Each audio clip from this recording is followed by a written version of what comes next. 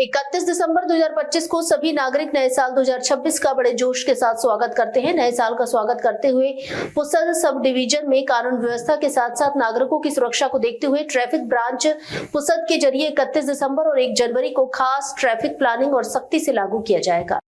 इसके अनुसार सभी नागरिकों को नीचे दी गई सलाह दी जाती है।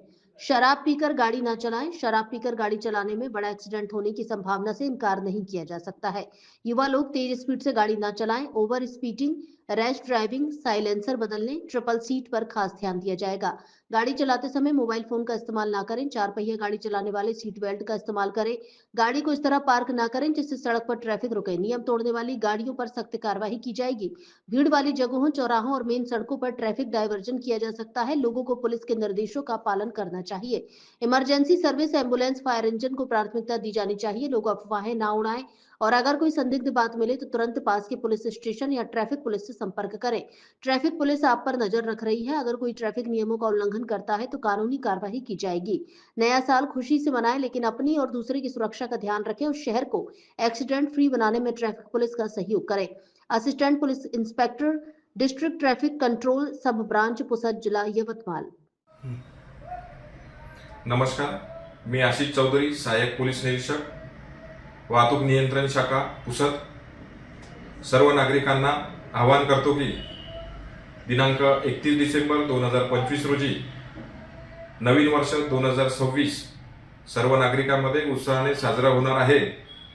त्या अनुषंगाने पुसद उपविभागामध्ये तसेच पुसद शहरामध्ये कायदा व सुव्यवस्थेचा भंग होऊ नये तसेच वाहतूक नियमन सुरळीत व्हावे याकरता वाहतूक शाखेकडून कडक नियमन 31 डिसेंबर व 1 जानेवारी रोजी करण्यात येणार आहे।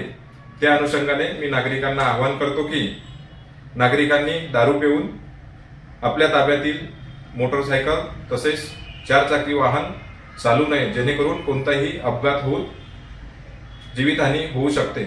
तसेच तरुण वर्गाला आवाहन करतो की तरुण वर्गाने भरधाव वेगाने दारू पिऊन आपले वाहन चालू नये। त्याचप्रमाणे ट्रिपल सीट, ओव्हर स्पीड तसेच रॅश ड्रायव्हिंग, सायलेन्सरमध्ये बदल करणे या प्रकारचे वाहने चालून वाहतुकीस अडथळा व नागरिकांना त्याचा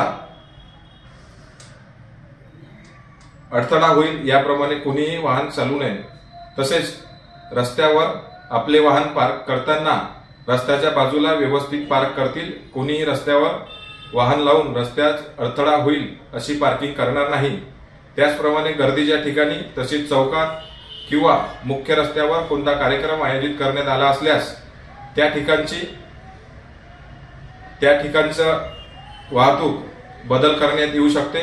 त्यामुळे त्याकरता नागरिकांनी वाहतूक पोलिसांना मदत करावी। तसेच 31 व 1 जानेवारी रोजी वाहतुकीचे नियमनाचे पालन होईल याची सर्वजण दक्षता घेईल। नवीन वर्ष आनंदाचे साजरे करावे, मात्र स्वतःचे व इतरांचे सुरक्षितता अबाधित ठेवून वाहतूक पोलिसांना सहकार्य करावे। अपघातमुक्त शहरासाठी नागरिकांनी मदत करावी असे मी सर्वांना आवाहन करतो। तसेच नवीन वर्षाकरता सर्वांना खूप खूप शुभेच्छा। जय हिंद, जय महाराष्ट्र।